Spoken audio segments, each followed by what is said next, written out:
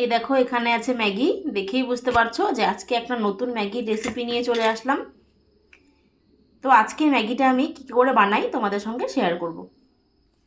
আজকে হবে একটা স্যুপ ম্যাগি, তারই রেসিপি দিব। এই দেখো এখানে আছে পেঁয়াজ কুচি আর লঙ্কা, লঙ্কা চেরা আছে আর পেঁয়াজ কুচি করা আছে। আর এখানে দুটো ডিম আমি ফাটিয়ে নিয়েছি। এবার দেখ যে ম্যাগিটা আমি কি করে বানাই। আজকে কিন্তু আমি স্যুপ ম্যাগি বানাবো। এই তিনটে জিনিস দিয়ে আমি স্যুপ ম্যাগি বানাবো। তোমরা দেখতে থাকো আমি কি করে বানাই। এদিকে দেখো কড়াই বসিয়ে দিয়েছি, কড়াই গরম হয়ে গেছে, এখন দিয়ে দেব তেল। কড়াই গরম হয়ে গেছে, আমি এখন দিয়ে দিচ্ছি তেল। খুব সামান্য পরিমাণ তেল দেব, বেশি তেল লাগবে না রান্নাটার মধ্যে। তেলটা গরম হয়ে নিক। আজকের ম্যাগিটা কিন্তু খুব ঝটাফট রেসিপি। এই যে এখন আমি কড়াই গরম হয়ে গেছে, ডিমগুলো দিয়ে দিলাম। ডিমটা দিয়ে আমি ভুজিয়া বানিয়ে নেব। ডিমের ভুজিয়া কম বেশি সবাই বানাতে পারো। এই দেখো ডিমটা এইভাবে ভেঙে ভেঙে দেবে, তাহলে ডিমের ভুজিয়াটা হয়ে যাবে। এখানে আমি ডিমটা ফেটানোর সময় লবণ দিয়ে দিয়েছিলাম, তাই আমি এখন আর লবণ দিচ্ছি না। তোমরা চাইলে এখনও লবণ দিয়ে দিতে পারো।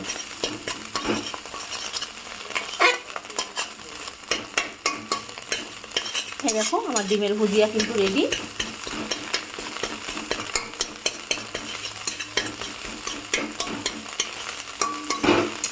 এখন আমি এটাকে নামিয়ে নেব।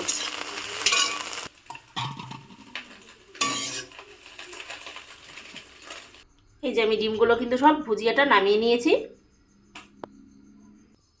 কড়াইতে দিয়ে দিলাম আর সামান্য পরিমাণ তেল, একদমই অল্প তেল লাগবে। দেখো একদমই অল্প তেল দিয়েছি।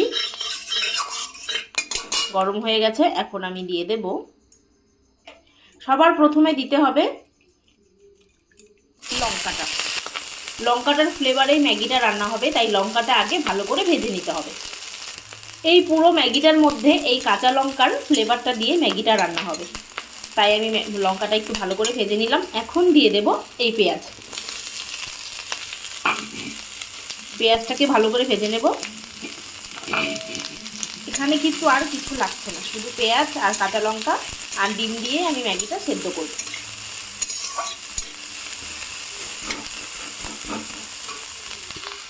খুবই শর্টকাট এই ম্যাগিটার প্রসেস, আর জিনিসও খুব বেশি লাগবে না। ঘরে যদি ম্যাগি আর পেঁয়াজ লঙ্কা থাকে তাহলেই বানিয়ে ফেলতে পারবে।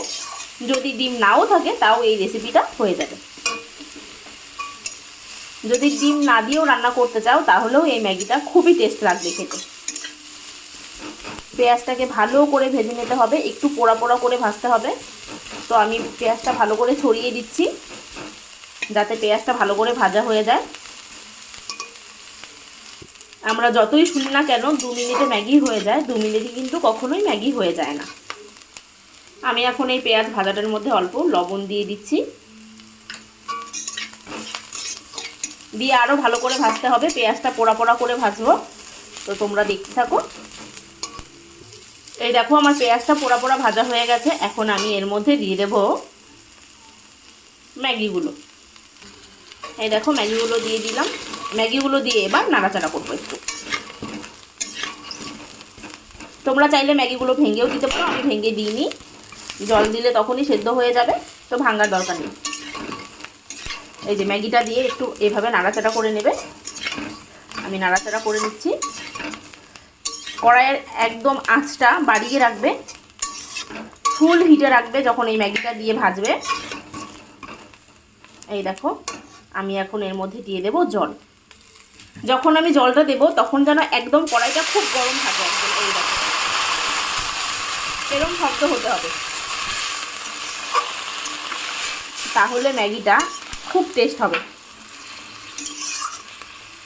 এই দেখো আমি জল দিয়ে দিলাম, আর একটু জল লাগবে। আমি একটু স্যুপ স্যুপ বানাবো ম্যাগিটা, এই কারণে জলটা একটু বেশি দিচ্ছি। ব্যাস, আর জল লাগবে না। এই দেখো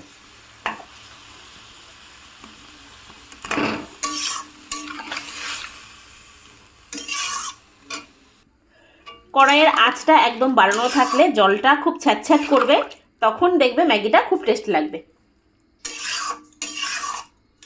এই দেখো আমি জল দিয়ে দিয়েছি, এবার ম্যাগিটা সেদ্ধ হবে। তাহলে হয়ে গেল আমার ম্যাগি রান্না রেডি। এবার জলটাকে ফুটতে দেব।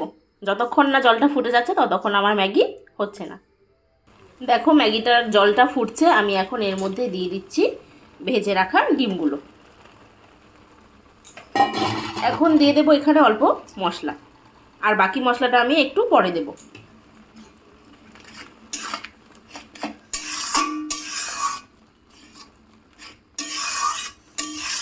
ম্যাগিটার কিন্তু খুব সুন্দর সেন্ট বের হয়েছে, খুব সুন্দর সেন্ট বেরিয়েছে একটা।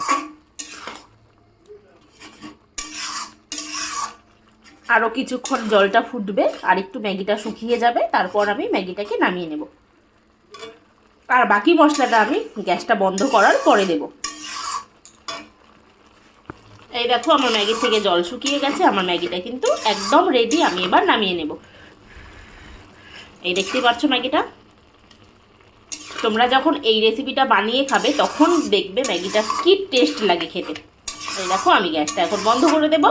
আমি এতটুকুই স্যুপ রাখবো। এই দেখতেই পাচ্ছ স্যুপ স্যুপ হয়েছে ম্যাগিটা।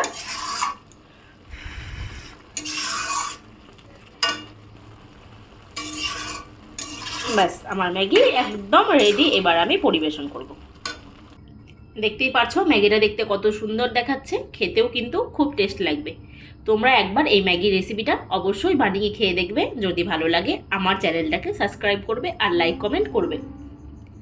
যদি এই রেসিপিটা ভালো লাগে তাহলে তোমরা কিন্তু অবশ্যই বাড়িতে এভাবেই ম্যাগি স্যুপ বানিয়ে বানিয়ে খাবে।